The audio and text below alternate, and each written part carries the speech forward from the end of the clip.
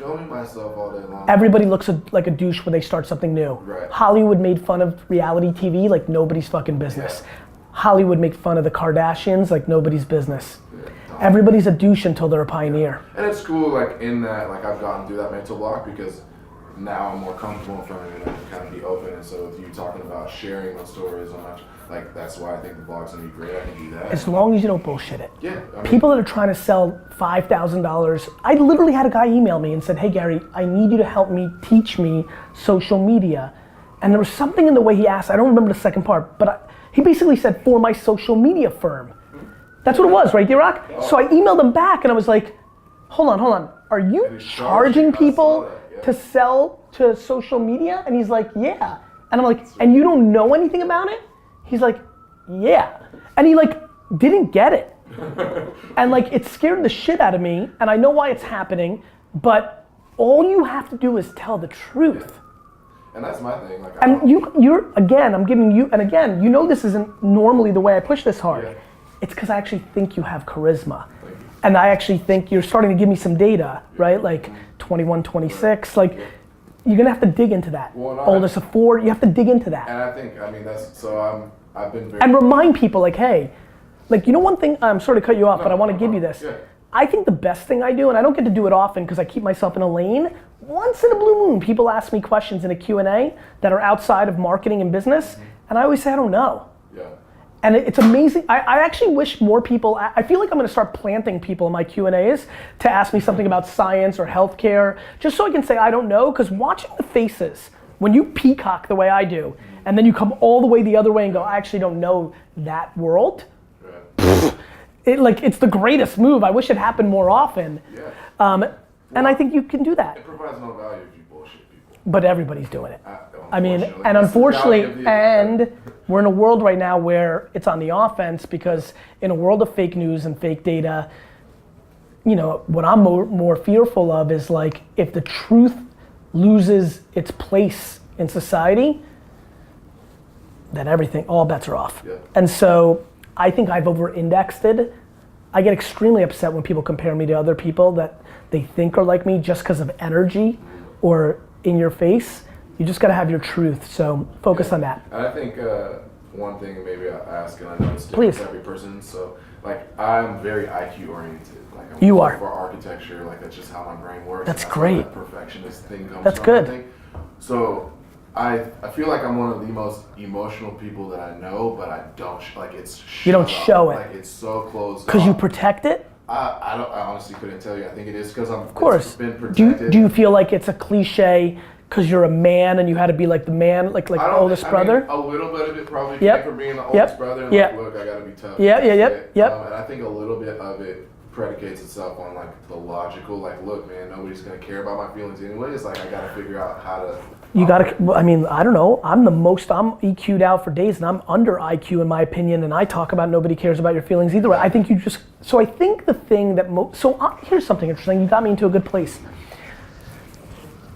I think most people fear my blueprint, which is I talk in a lot of contradictions because they're true, and I think people are scared to be pigeonholed within a micro. Yeah. And I feel the negative effects of it. Yeah. People have reactions to me in both pro and con for that reason. I got an answer for you. It's similar to document and create. Let it play out. Let it play out. Yeah. Nobody's gonna think you're irrational if you're rational in a 50-year window. Nobody's gonna think I'm a snake oil salesman when it's all said and done. Yeah.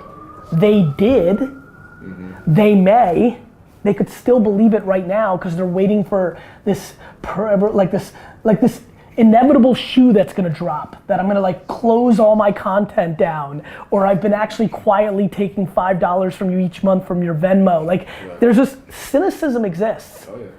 But the thing that always beats cynicism is the truth at the end of the game. Yeah, and I think, I mean, obviously you're super long term. But that's it, man. It's all long term. It's all long term. I think the challenge is within the short term? Is not necessarily. Well, what do you need in the short term? Because if you care about short term, it means you need something.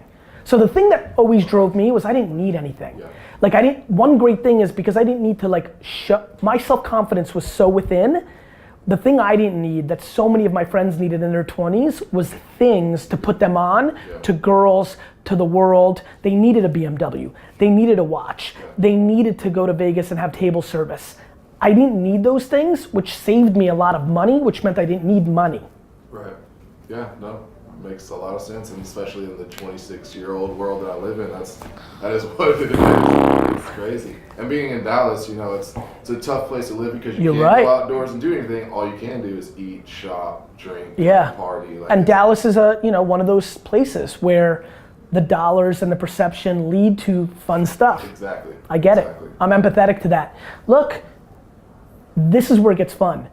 This is where I get to say the things I love the most, which is, okay, and that's the game. Yeah, you're gonna do it if you want.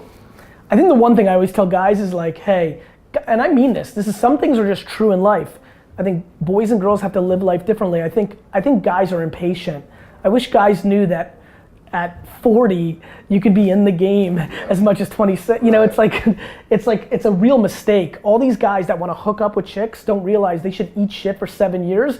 They'll do way better at 33 than they will at 26 and have a fuckload more leverage for this magical thing they want. They're just posing and getting sniffed out and versus actually having it. I got you. So, okay.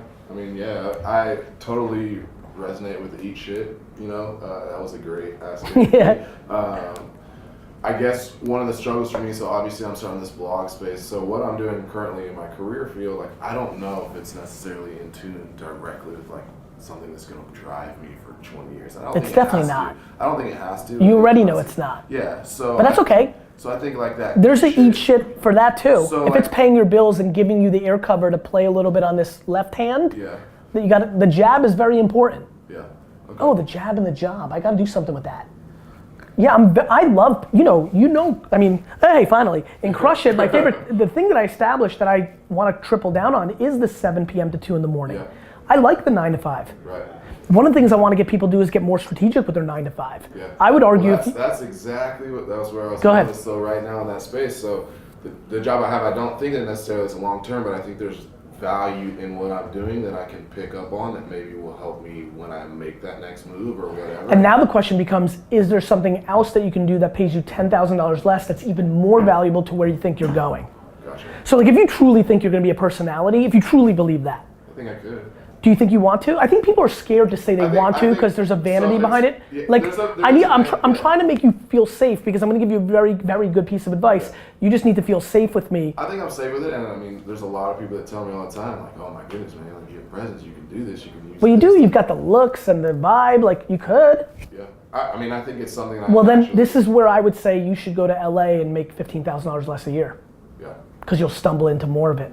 Right. There's more opportunities that way. Okay. No, that makes sense. Absolutely. It's also the time to take risks. Yeah. I can fail now and rebound. You can do everything wrong for the next 5 years and be a ridiculously young man. Yeah. Like you can do nothing productive for 5 years and still be early in the game. I got you. That's crazy. Yeah. Like I wish kids understood that. Mm-hmm. Yeah. No, that's true. And I love the space that you operate into, man. Like I think I'm very similar with the contradiction of like, I don't care what anybody thinks about me, but at the same time, I want everybody to like me. I've got the same thing. So like that's a really good place to be. I actually probably feel like that's probably why I like you intuitively. That's the best place. Yeah. The genuine, I don't give a fuck, for real. Yeah. And oh my God, like Sally Pants 44 in Ireland with 3 followers says you're a jerk. I'm like, fuck, Sally Pants, no, I'm not. Yeah, right. Like that's incredible. Exactly. That's an incredible paradox that I'm fascinated by and almost wish on everybody because then you're cruising. Because really, then you've got 2 gears. Then I can turn on feeding trolls when I want to. I can turn them, it's unbelievable. I can turn it on and off at any moment. Right. Like, just depending on what mood I'm in at that moment, I can feed you and go deploy being the bigger person, being like, I'm so sorry you feel that way, I hope we get to meet, and I do that all the time. And other times I could say, cool, you think I'm a dick. Like, I had one on Super Bowl night where the guy's like, and he's a great kid, I DM'd a bunch with him, I love him and his bro, but he was like, fuck you, Gary, Tom Brady's 10 times, 100,000 times the man you are. And I'm like, cool, let's shelf that for problem is Brady's a good dude too, because if he was just an athlete, I could have won that, but I'm like, fuck, Brady's a good dude. So I was like, cool, let's shelf that for a minute. What about me versus you?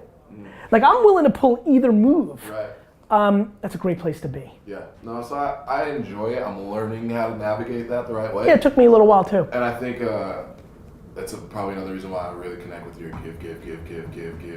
It's leverage. Never take it if you never have to in a long My term. great hope in life is I never call in a favor. Yeah. And so on that note, I love to give. I'm the same way. And so I can create personal relationships very quickly with anybody, with Joe Schmo on the street, and give.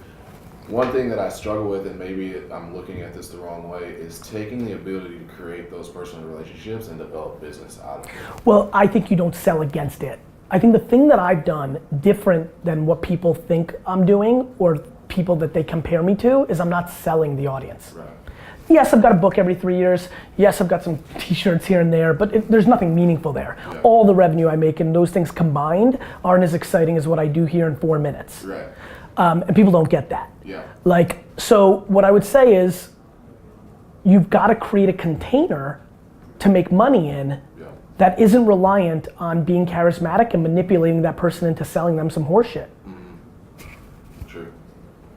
Yeah. That's been the great difference of me. There is no $5,000 course. It's not. Give it all away for free. I do. And yes, again, but what has that done? It's made me popular, which has led to me being a headline biller for speaking. It's led to me doing TV shows. It's led to being awareness around the container I created for the agency, people go to the wine library to visit because that's like the mecca of where I started. Like every day there's somebody on social media taking a selfie like at the wine library, the house that Gary Vee built, and you know, if they buy $400 worth of wine, I guess I make 17 cents at the end of the, so like to me, this is where you separate it. What I would recommend is figure out a container that you can put it into that isn't reliant on that. And there's a way to do that without being a good business person. So what I was gifted with, the thing that people forget, and this is a big thing people forget, is I didn't say a fucking word. Zero self-promotion, zero narcissism for 14 years. Yeah. And that's the beginning of my official career. It was even longer than that. Yeah. Even, it was the triple reverse. I was a kid not complaining that I worked every day from 14 to 22, and then from 22 to basically 35, 2009, from 34, fucking didn't talk. Yeah. I didn't talk. Just work. I worked. I gave myself permission to talk. Yeah. And whether people think that that's right or wrong, meaning like today, like that's fine, that will work itself out. But I was a good businessman first. Yeah. Like this plaque represents 22-year-old kid building a $60 million business in a retail environment selling beer, liquor, and wine. Yeah. That has nothing to do with like people every day. What has this guy ever done? Like, I'm like, you were so, I'm like, how? Now, the reason I don't get upset is I don't have the ego to think that they should have done the homework. Right. Like, who am I? Why should they do the homework on my life? They saw an Instagram video. Like, it's okay. Right. And by the way, my energy does look on first sniff like some of the bad stuff. Yeah. So I'm okay with that. Here's what I would say, you've got two moves. One, you're either a good enough businessman where you've got an architecture firm that makes $3 million a year, and on the side, I mean, like right now, Gary Vee matches my business, but it didn't when I was doing wine. Right. All the stuff that happened with Crush It and all my business advice, yeah, okay, occasionally somebody wanted to buy wine from me because they felt good, but it wasn't a natural flow, and it isn't here either.